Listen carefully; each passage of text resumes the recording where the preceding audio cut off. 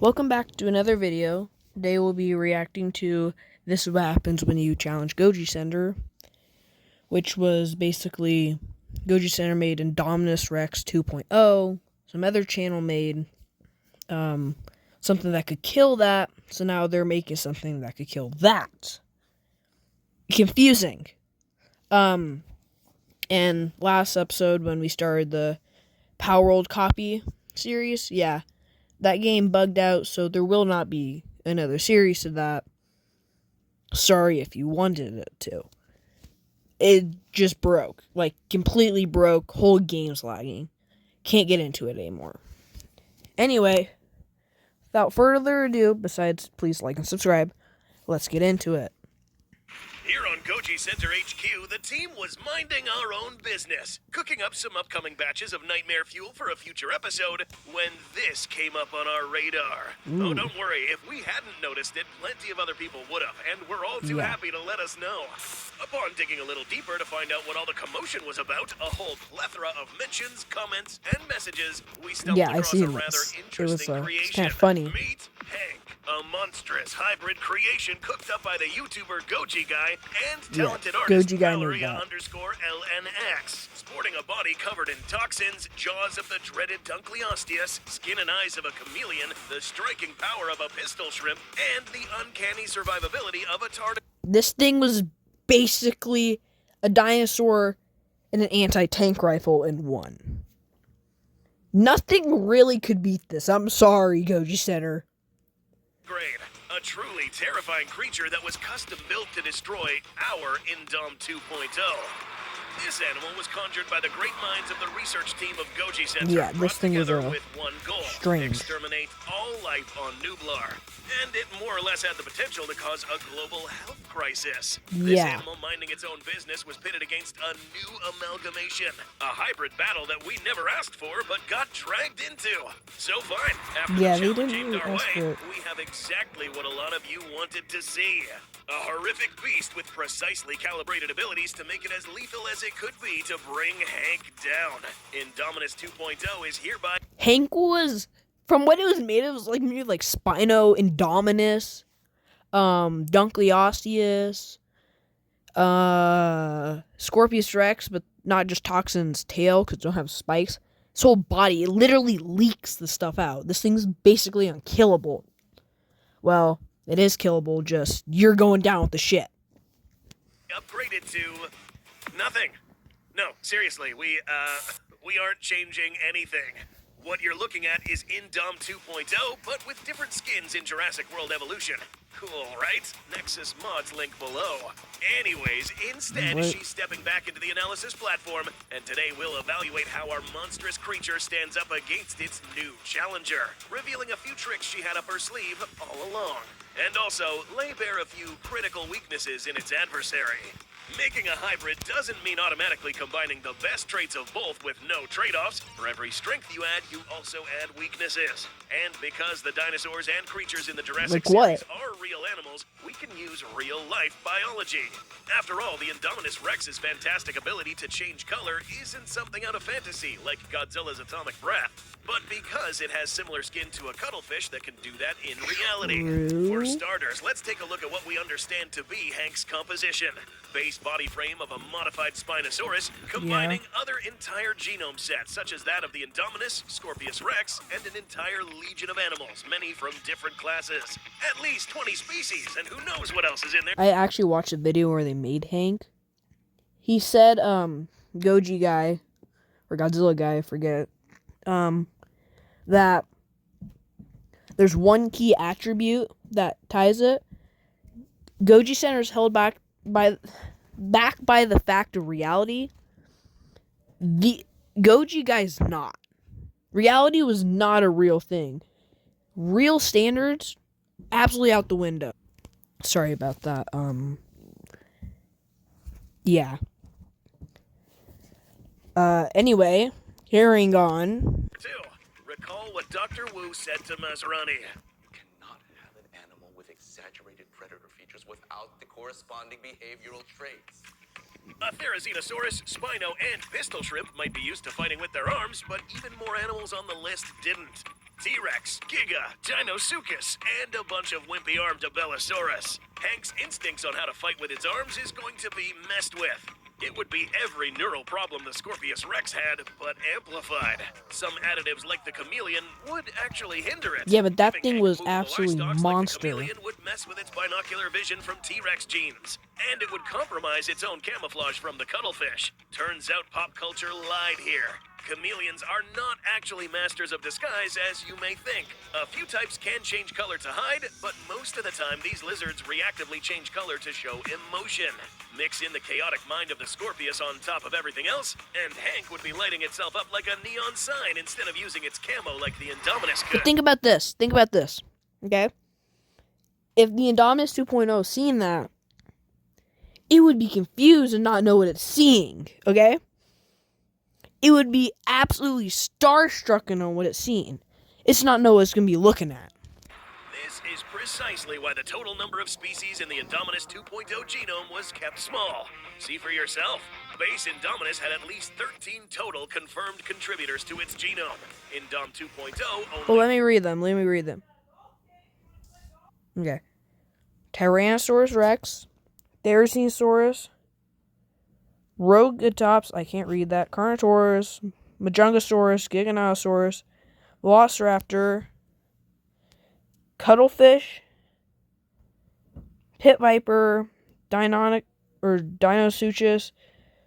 I don't know what that says, Venoraptor, maybe, and Tree Frog. And then, Indominus 2.0, Tyrannosaurus Rex, Saurophaganax, you'll know who that is from my channel. Great Ape, Velociraptor, Short-tailed Shrew, Dwarf Crocodile, Cuttlefish, Pit Viper, and Whip-tailed Lizard. Has 9 confirmed. Reducing the number of contributors in turn increases congruity, meaning each individual component works together and lessens split instincts. But is less actually more? We think so. With a quadrupedal stance and lacking raptor-like feet or a sail, the 2.0 would be a lot more stable than the top-heavy and seemingly less balanced Hank. Based on their frames alone, if they get in a wrestling match, the Indom is less likely to go down first. To make this as fair as possible, we're going to ignore the fact that Indom 2.0 can reproduce clones of itself extremely fast via parthenogenesis, thanks to the whip-tailed lizard. Sorry about the noise producing upstairs. an army of these animals. So we'll keep this to a 1v1 discussion. But even with this, you'll find that it will be getting easier for the Indom. How? Let's compare their jaws.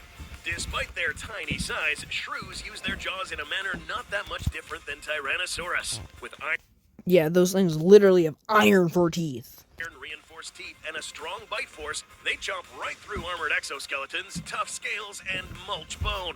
Their method of biting down, where they crunch and thrash, works very well in conjunction with the T-Rex, who did almost the same thing. What about the Dunkleosteus-fueled bite of Hank? It all comes down to bite mechanics. Yes, Dunkleosteus has a very famous bite, but it is an attribute that the internet and pop culture have massively flubbed.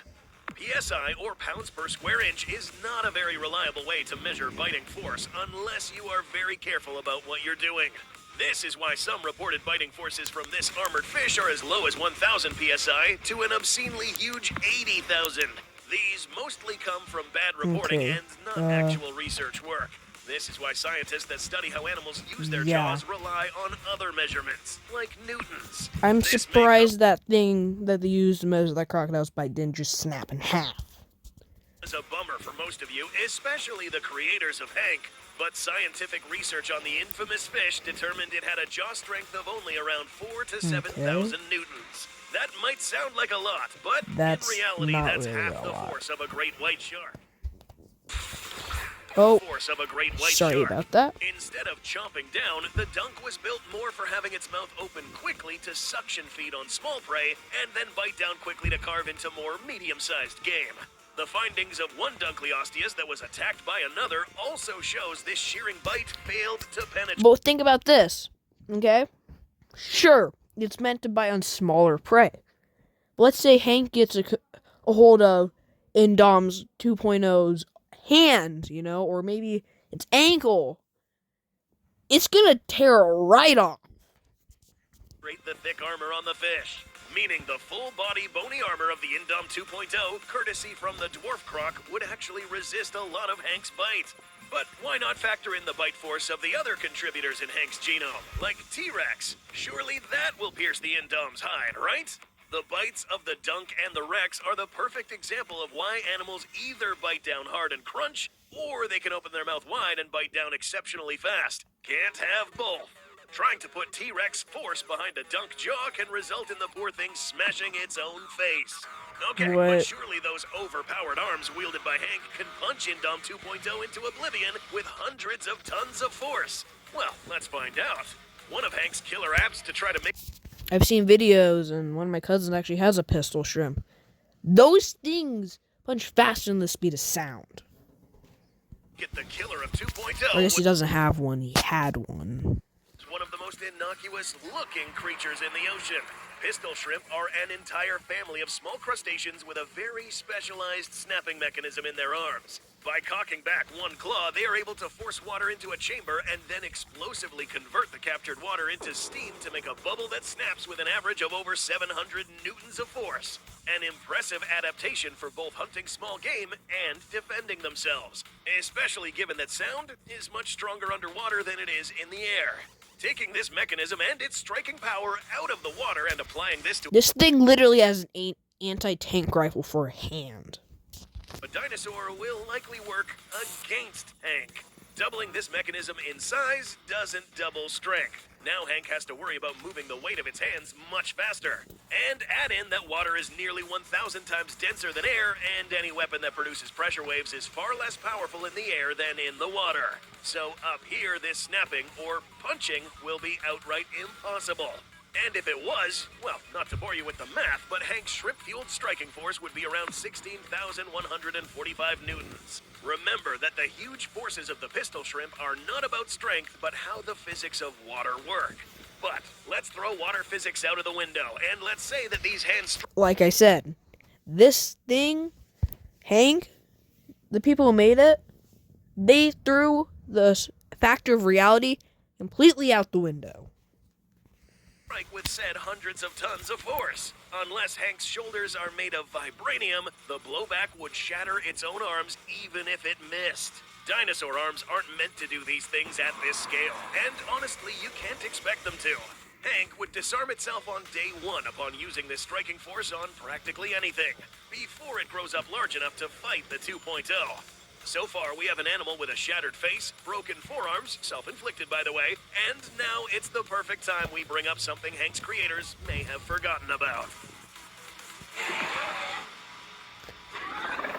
I did think about that when I watched the original video of them making Hank. Hank had some pretty tough animals in the genome, like the Giga, Indom, and Spino, but none of them are particularly armored nor really resistant to stabs, much less True. getting a sharpened metal pole shoved into them. Who said it was metal? Against the one-punch man of hybrids, the Indom 2.0's tool use, dexterity, and grappling would give her plenty of means to strike back, including at range. Recall that the Great Ape genome and hand augmentations allow the Indom to make use of these effectively and with purpose. But if we're going to stick solely on weapons that aren't laying around on the floor, another one of Hank's defense mechanisms comes into play. In nature, one of the most common defenses and offenses are poison and venom. Hank comes into the fray with a modification to the oil-producing glands it has across its skin, producing a toxin that causes what is technically called intravascular coagulation. This can cause nasty blood clots if in big doses, and once...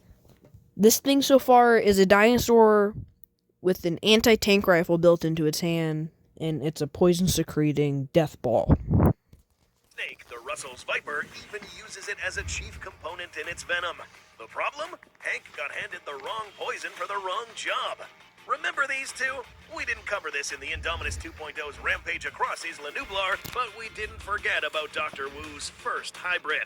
The Scorpius Rex would be rampant enough to pick a fight against the Indom 2.0, so we'd give our hybrid a hidden edge if it ever went up against another toxic opponent. And boy, did it show up. It's a little known fact a favorite food of crocodilians just so happens to be snakes, including highly venomous vipers. Able to section off parts of their bloodstream to avoid circulating the toxins too far with strong antibodies, crocs can tank bite after bite from toxic prey with often little effect. And short-tailed That shrews would aren't help the just venomous Indom. in their own right, they shrug off most poisons. Their own venom can cause rapid blood coagulation and muscle locking worse than many snakes. They have are venom? immune to their own and similar toxic elements What? They have called venom? glycoproteins. Add in a hyperactive metabolism that can break down blood clots and purge toxins very quickly, and it's a big pair of reasons why shrews are also known to hunt and kill snakes many times their size. So, in other words, Hank's main defense wouldn't do anything to the Indom 2.0. Blood clots just couldn't affect it enough. Ironically, especially since this was sold off as the peak survivability trait that would deter any future opposition against Hank, tardigrade traits in this case will cause huge drawbacks. Tardigrades are legendary for their ability to survive radiation, heat, and cold when in their dormant state. The key to this are the gel-like proteins that surround their cells called CAHS proteins. True. This gel can spare the cell from a lot of things, but it can't stop toxins that attack the connections between the cells. And coincidentally, this is exactly how the neurotoxin in the shrew venom works in addition to blood clotting. In fact, giving more proteins around the cells just gives more for the venom to work off of. And this is something that can't be averted. Get the tardigrade perks, if any, and you also take their weaknesses. After laying bare the critical weaknesses of Hank, it's now safe to say that without even changing a single thing to the 2.0's genome or lifting a single finger, Indom 2.0 remains undefeated. Furthermore, Hank's overpowered jaw and hands disarmed itself before it could even step in the fighting ring. He did this to himself. However, to the merit of Hank's creators, this is a fantastic design as a monster. With just raw force or some tweaks, Hank could stand his ground against the 2.0 and actually have a good shot at winning. Its visible adaptability to swimming and being adept to most terrains, truly horrifying appearance, and Credits to the original creators of Hank. They did an amazing job making absolute monster and absolute war machine. malevolent nature is truly something that we at Goji HQ appreciate and would look forward to featuring on the channel again. But here on Goji Center, we are not cooking up 3.0 to counter it. 2.0 is lethal enough. For now, though, Indom 2.0 has other problems to worry about. Much bigger problems. Okay, guys, if you want to see that, let me know. And let me know if you want me to make something that could kill 2.0. I have some ideas already cooking, and if you want to see that, just let me know. This video gets to, let's say, 3 likes. We'll watch the next episode, see if an Ultimasaurus could take it down. Let's be real, probably could, but that's probably gonna wrap things up. No, we won't get another episode to the Power World one because, again, the game broke. So sorry if you want to see that. And without further ado, make sure you like and subscribe, and I'll catch you all in the next one. Peace.